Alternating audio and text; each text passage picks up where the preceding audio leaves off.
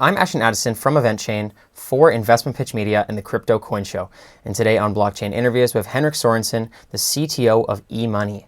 Henrik, welcome to the show. Thanks for taking the time to be here today. Thank you for having me on the show.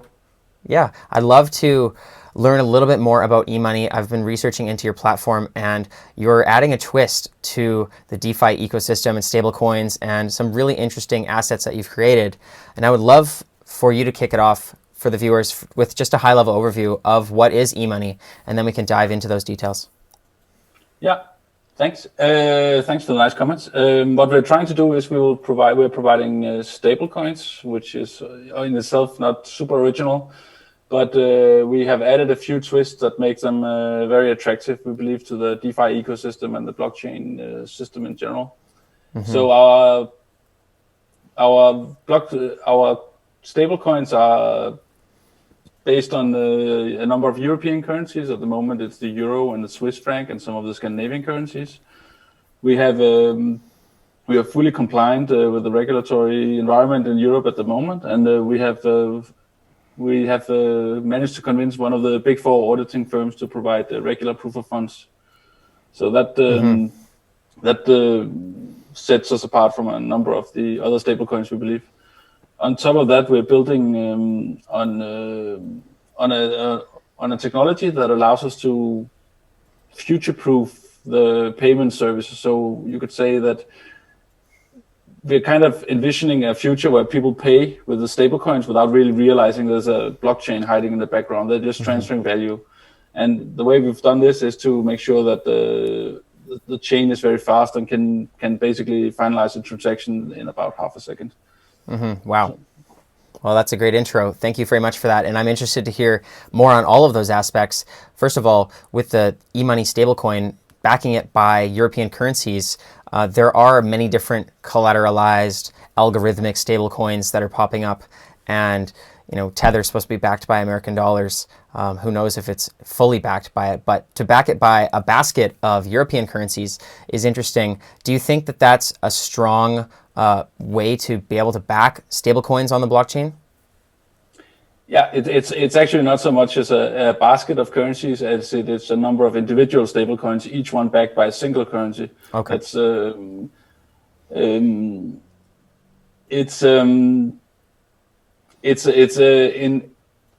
Regarding the backing, it's slightly dull. It's actually just backed by simple bank deposits, and once our bank starts thinking the deposits that go too high, we'll be adding some government bonds and some very secure assets in the same currency to the reserve account. Mm-hmm. So in that way, it's incredibly boring almost, but also very secure.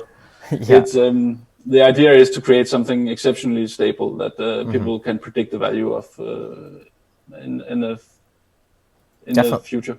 Definitely. And with moving those stablecoins into the DeFi, decentralized finance ecosystem, what are some of the advantages on these types of assets as opposed to using other digital assets in DeFi?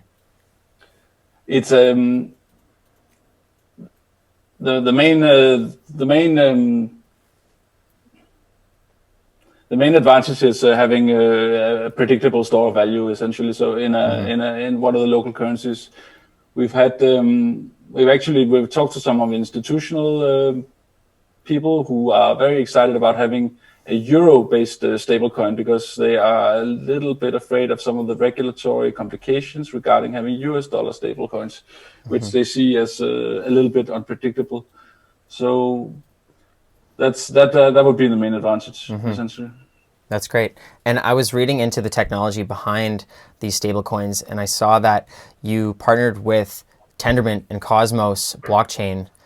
We did have Cosmos team on our show recently talking about their inner blockchain communication protocol that they've come out with, and it seems like their technology is pretty well developed. Can you talk about the technology underlying the stablecoins and why you're going with this type of technology? Yeah, it's true. We are building on the Tendermint and the Cosmos SDK technology, which we are incredibly happy with. We started out 3 years ago and picked that technology due to the vision they had of proof of stake instant finality, and also the inter-blockchain communication that they released recently. We believe that the future in large parts lies in connecting disparate blockchains and exchanging tokens and value across blockchains. We see that as a very interesting prospect where an ecosystem can develop and projects can use each other's tokens in ways that can be hard to predict when you set up your own project. It's also the Tendermint and Cosmos stack that has enabled us to build this very fast transaction finalization thing I talked about in the beginning, where we essentially create a block as soon as the transaction is available, which means that transfers can usually be achieved in like half a second. Mm-hmm. Wow, that's what's needed in the industry, because right now it's a little slow and expensive on the Ethereum DeFi ecosystem. Now, building on Cosmos, are you still able to connect to the network effect of the Ethereum DeFi ecosystem and other future protocols that are running DeFi through this multi-blockchain connection? Yes, yes, we are. That's a very good question. We actually very recently launched our bridge to Ethereum, so our tokens are now also available as ERC20 tokens. And while it's true that Ethereum is kind of congested and incredibly expensive to do anything on, it's also where things are happening at the moment, so it's not something that we want or can't ignore. So we prioritized building that bridge recently, and what we're working on now is upgrading the blockchain software so we can also connect to the Cosmos Hub using the IBC technology that we've been looking very much forward to while we've been working on this. Definitely, and I think it's very smart to be moving to the Ethereum ecosystem despite any issues that it has, just because that's just where the majority of DeFi is going on right now. And you mentioned you're moving your token over there.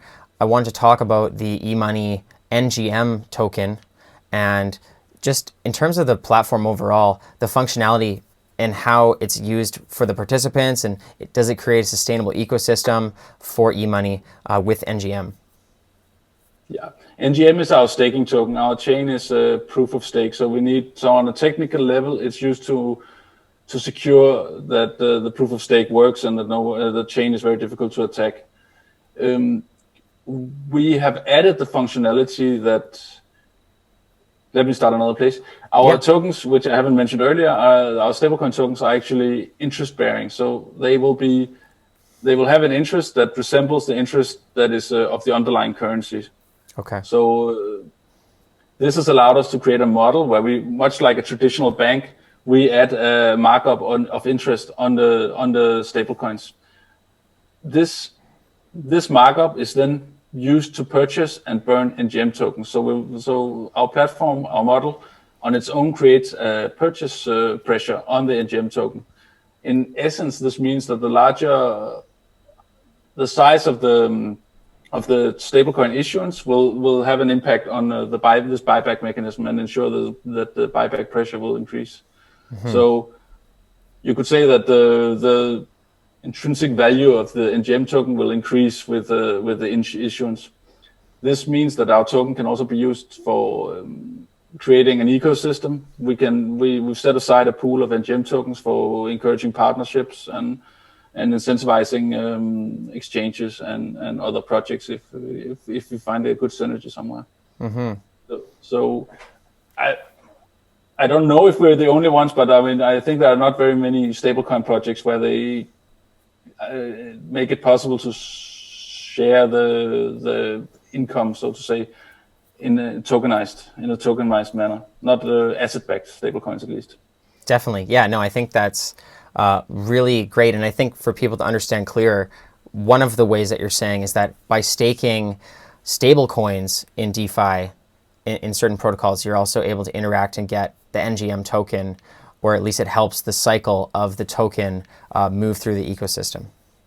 Yeah, we're working on models for example, incentivizing liquidity providers to provide liquidity and being rewarded also in NGM. So things like that are on the table right now.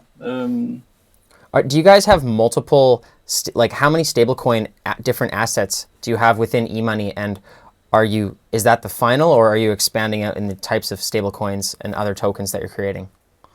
Right now we have 5. We have the euro and the Swiss franc, and then the Danish, Norwegian, and Swedish kroner. Okay. We want to expand. It's not currently, it's not a priority, but in the longer term we want to expand to more currencies. Mm-hmm.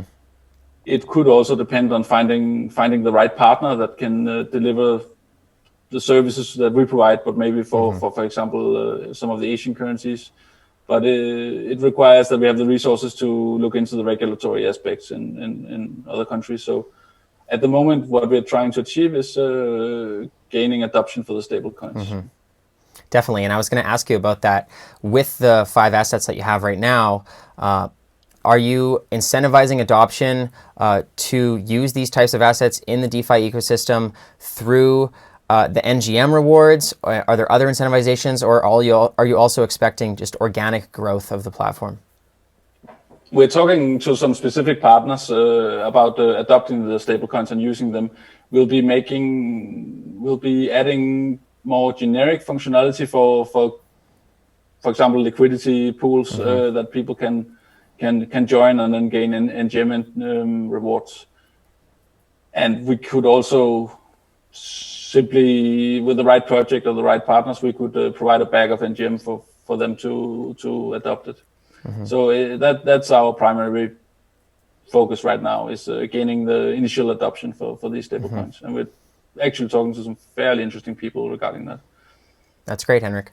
And it sounds like you have a couple different things that you have in the works right now, potentially expanding the currencies, the platform.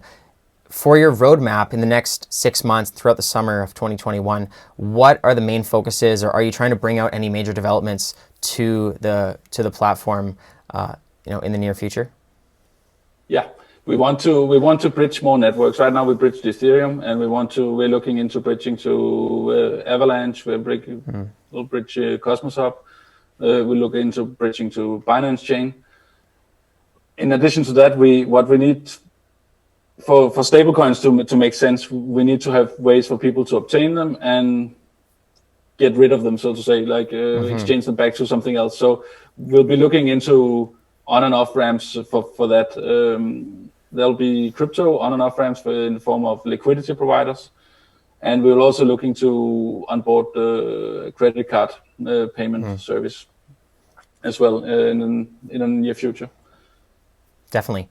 And for people that are interested in starting to experiment with the stablecoins on eMoney, NGM, do they get it off a primary market, or is it available on any markets? And what's the easiest way for them to get involved?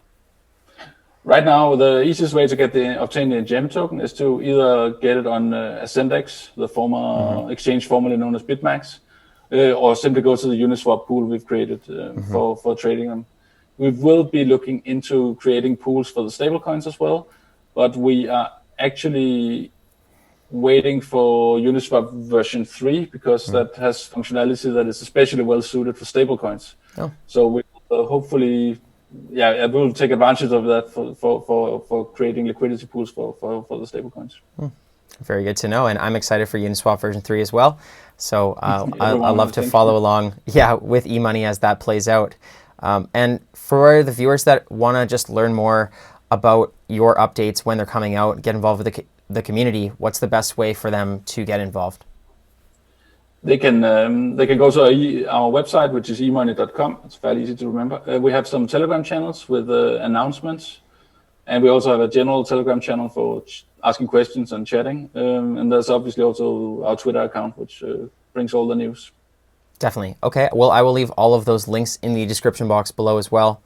Thank you so much for taking the time, Henrik, to speak about eMoney and all of the interesting stablecoins and assets that you're working on in this platform. All the best with the updates, and let's follow up in the near future. Yeah, definitely. And thank you for having me again on the show.